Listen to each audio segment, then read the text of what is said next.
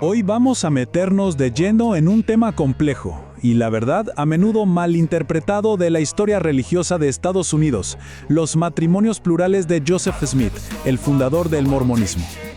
Miren, para empezar, hay que entender el rompecabezas central. Por un lado tenemos a Joseph Smith diciendo públicamente que era un escándalo que lo acusaran de tener 7 esposas cuando él solo podía encontrar a una. Pero, por otro lado, los registros históricos que se han ido juntando por más de un siglo hablan de hasta 49. Entonces, para entender esta contradicción, primero hay que ver qué es lo que se decía abiertamente, a la luz del día, mientras Smith vivía. Oficialmente, la historia era muy clara. Joseph Smith estaba casado con una sola mujer, Emma Hale, y punto. Ese fue el único matrimonio que él reconoció. De hecho, tanto él como otros líderes de la iglesia condenaban la poligamia en público. La negación era tan pero tan firme que incluso después de su muerte, su propio hijo y la iglesia reorganizada se pasaron años y años negando que hubiera existido tal cosa. Pero, claro, mientras eso pasaba de cara al público, por detrás, en secreto, se estaba escribiendo una historia completamente diferente. Una que solo saldría a la luz de forma oficial mucho después de su muerte. Y es que, mientras por fuera lo negaba, por dentro Smith no solo enseñaba, sino que también practicaba el matrimonio plural. Todo en secreto, claro. La Iglesia de los Santos de los Últimos Días no lo reconoció formalmente sino hasta 1852, o sea, 8 años después de que él muriera. Aquí es donde la cosa se pone interesante.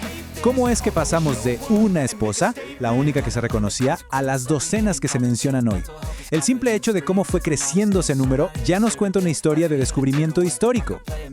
Todo empieza, como es de esperarse, con el número 1, Emma Hale, su única esposa ante la ley. Pasan los años y de repente, en 1887, un historiador de la iglesia saca la primera lista oficial. Y ahí ya no era una, eran 27 mujeres, además de Emma. Y si saltamos a hoy en día, bueno, gracias al trabajo de muchísimos historiadores, ese número ha llegado a ser de hasta 49. Pero ojo, no estamos hablando solo de números. Detrás de cada cifra hay una persona, una mujer con sus propias circunstancias, y son sus historias las que de verdad nos muestran lo compleja que era esta práctica. Y cuando uno mira la lista, la verdad es que es impresionante la variedad de casos. Estaba Helen Mar Kimball, que tenía apenas 14 años, o Sina Huntington, que ya estaba casada con otro hombre cuando se unió a Smith, e incluso Agnes Coolbrith, que era la viuda de su propio hermano. Quizás los casos más, llamémosle, complicados de entender, son los de las mujeres que ya estaban casadas. A esta práctica se le conoce como poliandria. Pensemos en el caso de Sina Huntington. Su primer esposo, Henry Jacobs, no solo sabía que ella se iba a casar con Smith, sino que según los testimonios lo aceptó como si fuera la voluntad de Dios. De hecho, llegó a decir, lo que sea que el profeta hiciere, estaba bien. Ahora, uno de los puntos que más debate genera, sin duda, es la edad de algunas de estas esposas. Varias de ellas eran adolescentes, algunas, como Helen Mar Kimball, de tan solo 14 años. En el caso de Helen Mar Kimball, por ejemplo, fue su padre quien le presentó el matrimonio no tanto como una opción, sino como una necesidad espiritual. Lo llamaban un sellamiento, un camino que le aseguraría la salvación eterna a ella y a toda su familia. Pero, y aquí está el otro lado de la moneda, ella misma también habló de su dolor. En sus escritos dijo que se sintió como una niña abusada y que se cuestionaba toda la situación. Su testimonio deja ver una lucha interna muy, muy profunda. Y no fue la única. Está también el testimonio de Lucy Walker, de 17 años. Ella recordó cómo Smith le hizo la propuesta, presentándosela como una orden directa de Dios. No era una pregunta, era un deber divino. Ok, entonces, ¿por qué tanto desacuerdo entre los historiadores sobre el número final?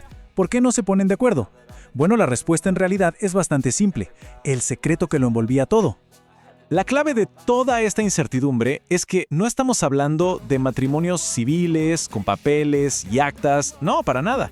Eran ceremonias religiosas y privadas. No existen registros oficiales. Así que los historiadores no tienen más remedio que intentar reconstruir la historia a partir de diarios personales y relatos de segunda mano, muchas veces escritos años después de que todo pasara. El desafío para los que estudian esto es enorme. Como bien lo dijo un historiador, de muchos de estos matrimonios no se sabe absolutamente nada después de la ceremonia. O sea, para muchas de estas mujeres, ese único momento, la ceremonia, es lo único que quedó registrado en la historia. Y todo esto nos deja con una pregunta final, una que va mucho más allá de este caso en particular y que toca el desafío de cómo entendemos el pasado. Cuando los hechos se ocultan a propósito, cuando la verdad era un secreto, ¿es realmente posible llegar a saber toda la historia?